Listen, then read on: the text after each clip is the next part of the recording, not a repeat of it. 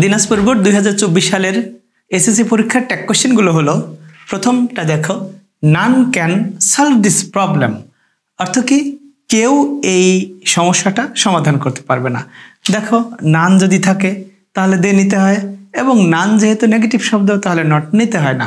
তাহলে কি হবে? হেল্পিং ভার্ব তো আমরা পেয়ে গেলাম ক্যান, তাহলে নিলাম ক্যান।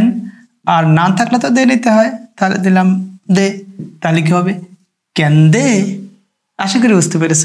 এরপরে দেখো বি নাম্বারটা, এভরিবডি হেটস দেম। আমরা জানি এভরিবডি, নোবডি, নো ওয়ান, নান, এনিবডি, এরকম যদি তো কোনো সাবজেক্ট থাকে তাহলে আমাদেরকে দে নিতে হয়। তাহলে আমরা এভরিবডি, এই কারণে আমরা দে নিব। আর যেহেতু হেটস অর্থাৎ মূল ভার্ব আছে, সেক্ষেত্রে আমরা প্রেজেন্ট টেন্সের ক্ষেত্রে ডু অথবা ডাস, এবং দে এর সাথে তো ডাস নেওয়া যায় না, ডু নিতে হয়। তাহলে কি হবে?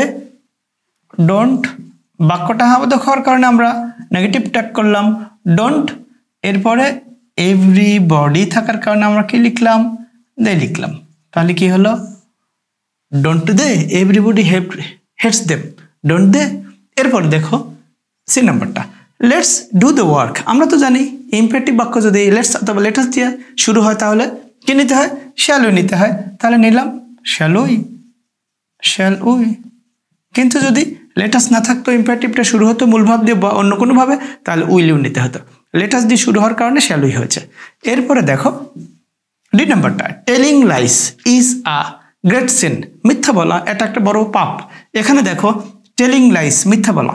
এখন তোমাদের মনে হতে পারে লাইস তো প্লুরাল, কিন্তু টেলিং এটা মূলত প্রেজেন্ট পার্টিসিপল বা জিরান, যাই বলো না কেন।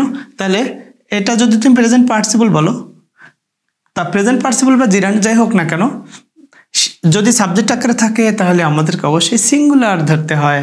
তাহলে আমরা যদি সিঙ্গুলার ধরি তাহলে ইজটা ঠিকই আছে, স্বাভাবিক কথা। তাহলে telling lines is a great sin, is যেহেতু আসি স্পষ্ট, তাহলে আমি এটাকে ইজ নিলাম, হামদ খাওয়ার কারণে নট নিলাম, ইজন্ট। টেলিং লাইসটাকে আমি সিঙ্গুলার ধরার কারণে ইট হলো। আশা করি বুঝতে পেরেছো। এরপরে আমরা লাস্টেরটা এই নাম্বার নিয়ে কথা বলে দেখো, how nice the bird is. এই সেন্টেন্সটা তো আসলে এক্সক্লেমেটরি সেন্টেন্স, এটাকে অ্যাসার্টিভ করলে কি হবে? The bird is very nice.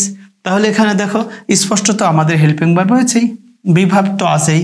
তাহলে ইজন্ট, ইজন্ট কেন নিলাম? বাক্যটা হামদকের কারণে নট হলো ইজন্ট। দ্য বার্ডটাকে সিঙ্গুলার ধরতে হবে অবশ্যই, ইজন্ট ইট।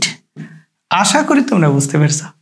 এবার আসো আমরা বরিশাল বোর্ড 2024 সালের এসএসসি পরীক্ষায় যে ট্যাগ কোশ্চেন এসেছিল সেটা নিয়ে আলোচনা করি।